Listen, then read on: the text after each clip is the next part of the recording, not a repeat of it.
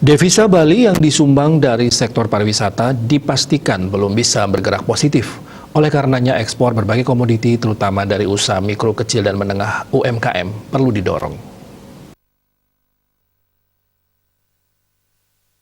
Pemerhati ekonomi Profesor Ede Bagus Rakaswardana menyampaikan, dari sisi pariwisata tidak ada uang yang masuk dari wisatawan luar, sehingga yang bisa diharapkan kini dari sisi ekspor.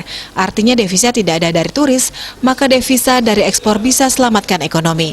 Untuk mendorong pertumbuhan ekspor Bali, dengan memberikan berbagai kemudahan bagi eksportir terutama dari UMKM. Tidak dipungkiri selama pandemi COVID-19, banyak UMKM melakukan pengiriman produk ke luar negeri dengan menggunakan fasilitas jual beli. Dan ini bisa menggerakkan ekonomi di sektor bawah.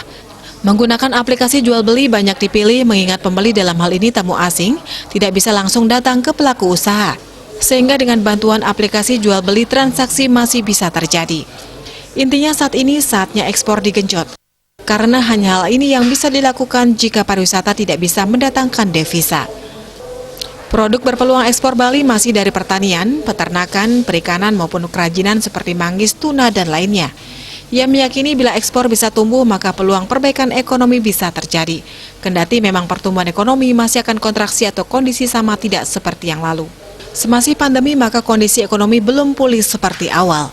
Kepala BPS Bali Hanif Yahya menyebutkan, dari 10 negara tujuan utama ekspor barang Bali di bulan Maret 2021, 9 negara tujuan tercatat menunjukkan peningkatan, dengan peningkatan paling tinggi secara persentase tercatat pada tujuan Kanada, yang didominasi naiknya nilai ekspor produk kertas atau karton, dominan berupa kertas sigaret.